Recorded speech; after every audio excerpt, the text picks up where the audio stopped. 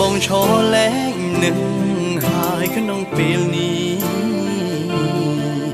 លីដំណឹងថាបើឈរវីអូនមិនស្មោះស្នេហា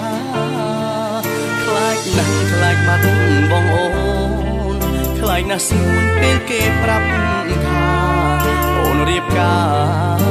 ចោលបងប្រុសស្រុកស្រែនេះហើយត្រឹមពេលមួយឆ្នាំអូនទៅទីក្រុងចិត្តបងក្រំគ្រីយ៉ាប់ណាស់ទេហើយបើត្រូវបាត់បងអូនមែនត្រាអន្តរាយបងចប់ហើយមិនចង់រួចទេមេងដងប្រុសស្មងរស់ខ្លាចខ្វាំងអូនទុំណាស្ងួនបងសូមអងបងត្រូវចាំថាមានប្រុសម្នាក់និងរងចាំមានមេជាតិនេះបងមិនអាចរស់គ្មានអូនជីវិតច្បាស់សូនពេលត្រូវបាត់ស្នេហ៍គឺមានតែចាក់ចេញពីស្រែតាមរកសងសាទីក្រុងអើយសូមអ្នកកុំលះស្នេហ៍ខ្ញុំបានទេខ្ញុំអ្នកស្រែមកមិនស្គាល់ពីដូចជាអនាថាលីលេវងវែងពេញក្រុងក៏ព្រោះតែតាមរងជីវ៉ាទីក្រុងអើយ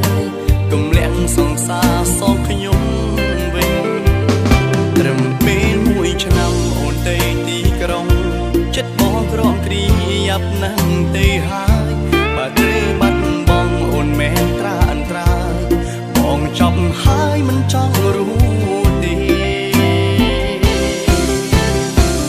មេងដងប្រុសស្មងរស់ខ្លាចខ្វាំងអូន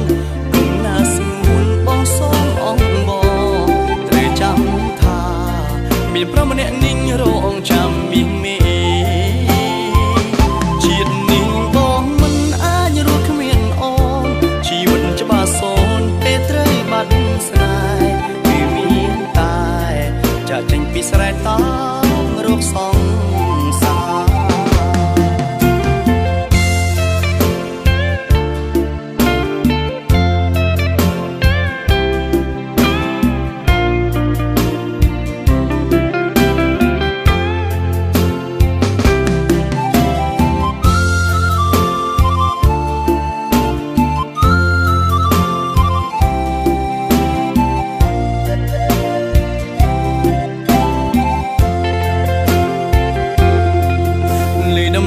បងឈរលែងនឹងហើយក្នុងពេលនេះលេដំណឹងថាបើឈរវីអូនមិនស្មោះស្នេហាខ្លាចណាស់ខ្លាចបាត់បងអូនខ្លាចណាស់ស្ងួនពេលគេប្រាប់